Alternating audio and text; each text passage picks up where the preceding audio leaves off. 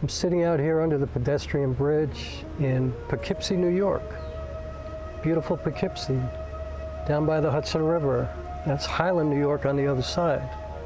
I'm using my Panasonic S5 and I'm using my Minolta Telesor 28mm f2.8 lens. I love this lens. I think it looks really cool, or it makes things look really cool. It actually looks pretty cool too as a lens, but I like the way it makes the world look. I wanted to talk about something that I found really interesting that happened to me recently.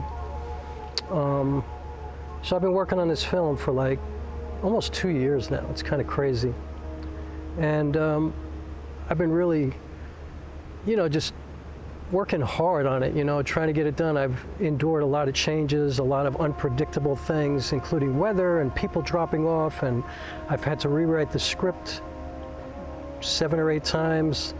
I've made so many changes, it's remarkable. And I've gone through a lot of frustration. It's been an incredible experience, and I'm all about the journey, and the journey has been pretty remarkable, but not without its frustrating moments for sure. And anyway, so I'm getting close to the end, of course. I've finished shooting recently, all the main stuff. I still have some B-roll pickup stuff to get, although I think I finished that yesterday, but I might have to pick up some stuff. And my computer starts to crap out because, of course, DaVinci Resolve, Blackmagic Design just updated DaVinci Resolve to version 18.5, which is a great upgrade. It's got a lot of stuff in there that is really useful to me. Not the least of which was the ability to do subtitles, which allowed me to finally get through the QC, quality control at Film Hub, and finally have my first movie, The Center of Distance, accepted at Film Hub. They're like an aggregator / distributor. It's a pretty big deal. I think they're the best for an indie filmmaker like myself. I think that's your best opportunity to get your film to as many places as possible. So I digress. That was a great part of the upgraded DaVinci Resolve.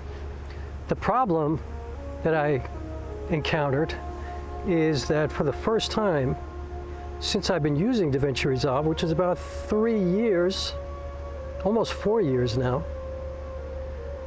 my computer started shutting down in the middle of editing, just in random places, which is really bizarre because I have never had an issue since I've been using DaVinci Resolve. So I started when I was using my phone, actually. But my phone, the LG V40, which I was using for that movie, I shot it in 1080, and it was H.265 footage. So it was pretty compressed, but my computer did pretty well. Actually did very well. I had no problems at all. Then I got the Sony a6400 and I was starting to shoot in 4K, but it was still 8-bit, so it was still a breeze, Then Then I got this Panasonic S5, and now I shoot 4K 10-bit 422 90% of the time. Excuse me. And still, DaVinci Resolve, my computer, it's a PC, i7, 10th gen, 32 gig of RAM. I have an RX 580 graphics card. I mean, I literally never even had to make a proxy. Like, I have been able to edit, man, a bug flew in my eye and it's bugging me out. I've never even had to make a proxy in all the time that I've been editing. I mean, the only time I found the computer to kind of slow down was when I had a lot of stuff stacked on top of each other, or if I was using like noise reduction or some really heavy, heavy kind of grading in the color page. Excuse me. Then maybe it would slow down a little bit, but overall, man, that computer was a champ. I mean, it was just easy for me to edit, and I mean, all, hundreds of YouTube videos, and I've been, like I said, working on this film the whole time. I also shot a documentary. All of a sudden, my computer's just shutting off, like randomly in the middle of, couldn't figure it out. And so I got with technical support at Blackmagic Design. They, they're telling me to send them all these reports and stuff like that. They're actually being quite helpful. But then they had me delete a certain file that they said they were convinced was the culprit that was causing all this. And to make a long story short, that file had nothing to do with anything. And in fact, after I deleted that file, which was really difficult, you couldn't just delete it. You had to like go way, way deep, layers into your operating system to delete this thing fully. Turned out it was my audio driver. And so I had no sound in my computer. It took me 3 days to get that thing back, to get my operating system back to normal. And of course, DaVinci Resolve was still shutting down randomly. And so then I started to get paranoid because I was like, this is not cool, because Resolve is shutting down, Windows is shutting down incorrectly. I'm going to get some corrupted files. Can't afford to do that. So even though I have stuff backed up 2-3 times, I just don't want to go through having to like rebuilding a whole a whole film. So, man, I got really frustrated, and I was like, I've been a beta tester for pro audio programs in the past, so I know computer hell very well, and I was just not in the mood for it. And so I thought, you know what, I've had this computer for almost 4 years. I could either update the graphics card, because I personally thought it was the graphics card that was causing the problem, because an RX 580, even though it's a legendary graphics card, and it really has been working flawlessly for me, it's from 2017, and I thought maybe I should spend $1,300 and get a RTX 4080 or 4090 or something like that, and just pop it into my system. But then I thought, this is a PC, I don't know how this is going to communicate with my motherboard and the rest of my system, and with PCs, you could just keep making changes and you never know what's going to happen. So then I thought, you know what? DaVinci Resolve is really optimized for a Mac, and in fact, I want to deliver in ProRes a lot, and I can't do it on a PC. I mean, I know I can get, third-party software, but I'm not into doing that, and so I thought, maybe I should get a Mac, because now the Mac Studio, they're reasonably priced, compared to PC. It used to be like Mac was crazy expensive compared to a PC.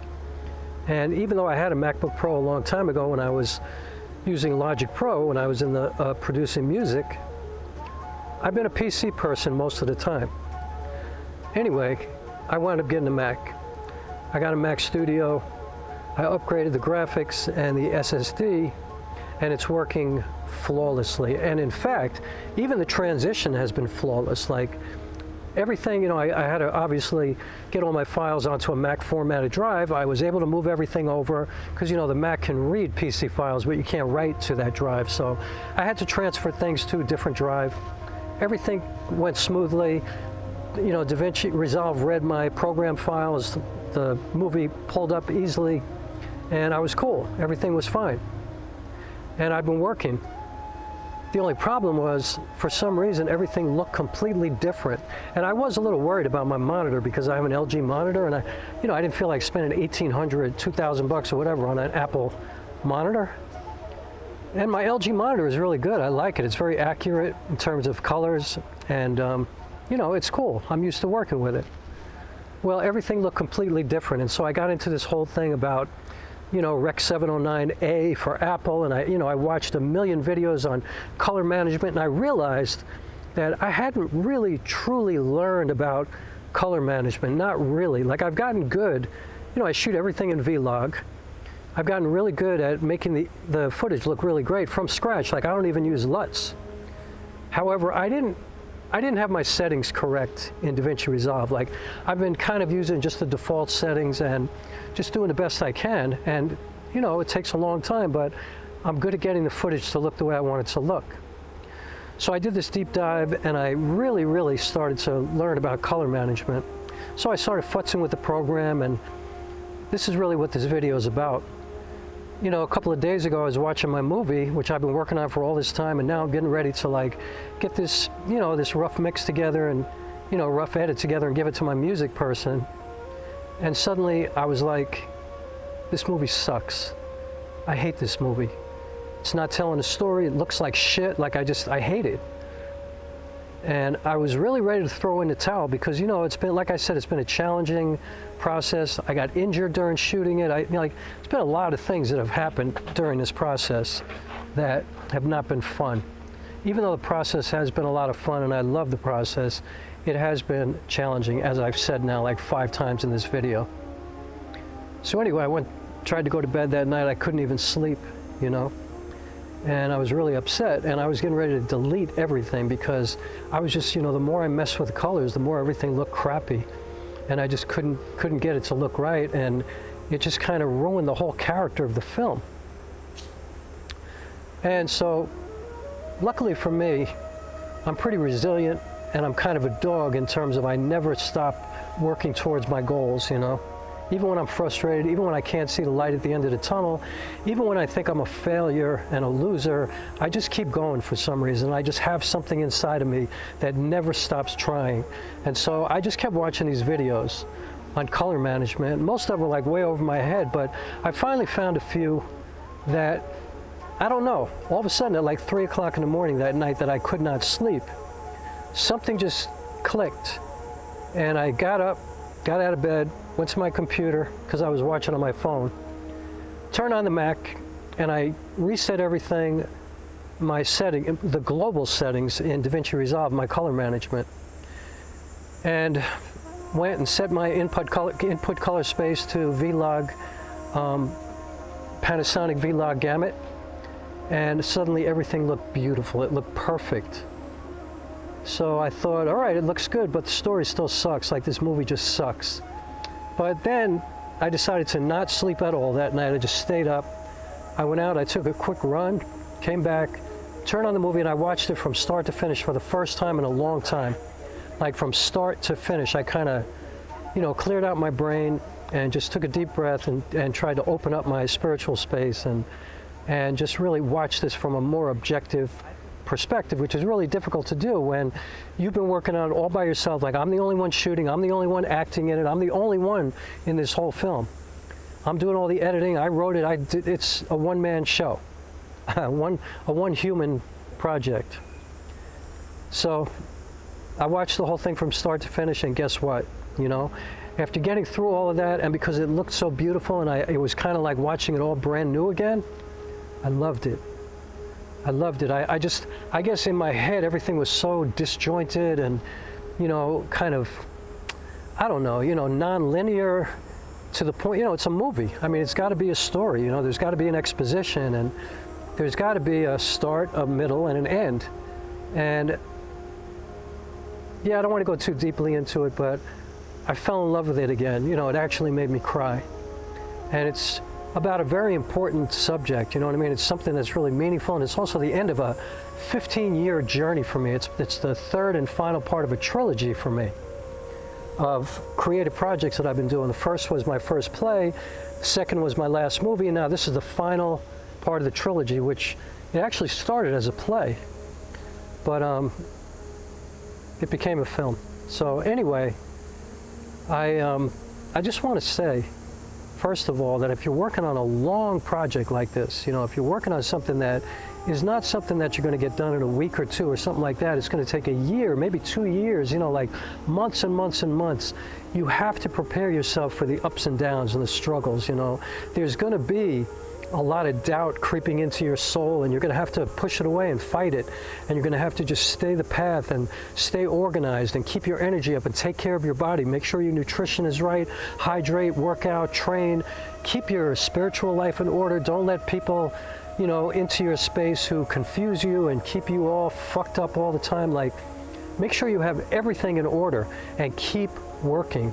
And more specifically, if you're working with DaVinci Resolve, especially, because I can only speak for DaVinci Resolve, I haven't worked with Premiere ever. I started with DaVinci because it was free when I first started learning how to edit. I mean, now I have the studio version, but especially if you're working with DaVinci Resolve, I just have to say, take the time to learn color management. It's really, really important. It makes all the difference in the world, you know? It's like playing an instrument that's actually in tune, you know? Like, you might have a piano that you haven't tuned in years and it's kind of almost in tune, and you don't have perfect pitch, so it doesn't really bother you, or maybe it's even in relative pitch, but it's not to A440. I mean, but it makes a big difference when you get things tuned properly. Your guitar, you know, like, you know, when you're around people that resonate with you, that kind of get you, you know, when you're eating food that your body likes, you know, even though you might have healthy food in front of you, but maybe you're you know, not able to deal with gluten or something like that, so you have to alter your diet. Like, it's the same thing with DaVinci Resolve. Like, you have to really kind of get into there are layers to this, as they say, you know, there's levels to this. And you can't just edit and just treat it like every other program if you're expecting to get the most out of it. Now, you can certainly just edit and just use it like any other program. You know, you can, you know, you can do the basics and get by. But if you really want to maximize it, if you're really meticulous like I am, if you really care about the details, I'm telling you, color management is the thing. And, you know, that's what DaVinci Resolve is known for, right? I mean, that's what every Hollywood film was colored on for many, many years. Only now is it becoming kind of an all-around program. So I'm just saying, learn the color management, you know, at least get the basics of how to set it up properly. Make sure you have the correct color space, the correct input, the correct output. Make sure you're delivering properly. Make sure your monitor is in sync with the program. You know, really make sure that you have that shit together, and it will really, really maximize your experience. So, yeah, you know, it was a scary couple of days for me there where I thought I was about to abandon something that I'd worked on for almost 2 years, but I kind of re-fell in love with it, and now I've been shooting all this dynamic B-roll over the last few days that makes me feel great about what I'm adding to it as well, just kind of spicing it up a little bit, you know? Like, I have the foundation, and now I'm adding all the wildflowers to the hills, you know, and making it look beautiful, and I'm just grateful that I stuck it out, you know, and learned what I had to learn to get the most out of it. And, you know, trust me, I still have galaxies to go to learn, you know, not only about filmmaking in general, but certainly about DaVinci Resolve. I mean, it's so capable. It's kind of like Logic Pro and music. Like, you can learn everything in the manual that you want, but not until you actually start using it on real work will you really understand the capabilities of something like Logic Pro or DaVinci Resolve. And I'm sure Premiere Pro and Final Cut and Vegas Pro and whatever, you know, I know that these programs, like, they have capabilities that aren't even in the manual. Like, once you start using them, you find that they're very intuitive, and there's just so much you could do. And I know with regards to color and the, you know, the layers that you could deal with, and it's interesting that I'm saying layers because I know people who use Premiere work in layers, but DaVinci Resolve is node-based, so they don't use layers. So it's funny that I said that, haha. But I'm just saying, you know, try to learn as much as you can no matter what you're doing. You know, same thing with my camera, you know. Like, I've gotten to a really good place with my camera, and I really feel so ultra confident with everything that I'm shooting now, but I also know that I'm probably 10% there with what I can learn to get to the point of like my friend David Diaz or somebody like that who's a professional cinematographer. Like, I know that I'm not there, but I also know that when I shoot, I know exactly what the footage is going to look like before I get back to my computer now. I know that when the light is not correct, I know my composition, I know everything. I know what it's going to look like before I get to the computer. And sometimes I shoot, even when I know it's not the optimal, you know, circumstances, but I feel like I can work it out. And sometimes I can, because of what I'm learning in DaVinci Resolve. So anyway, that's what I wanted to share. I guess basically what I'm saying in this video is stick with it, you know, like no matter what. Don't give up. If you have a goal and if you're doing something that you really feel compelled to do, that's really important to you, that means something to you, that, you know, you feel is like adding to your life, you know, and enriching your existence, don't give up, don't quit. Whether it's anything in your life, sports, business, whatever, personal relationships, certainly, and filmmaking, playwriting, putting up a play, painting, sculpture, dance, whatever. Don't quit. Stick with it, because you deserve that. Yeah, that's it.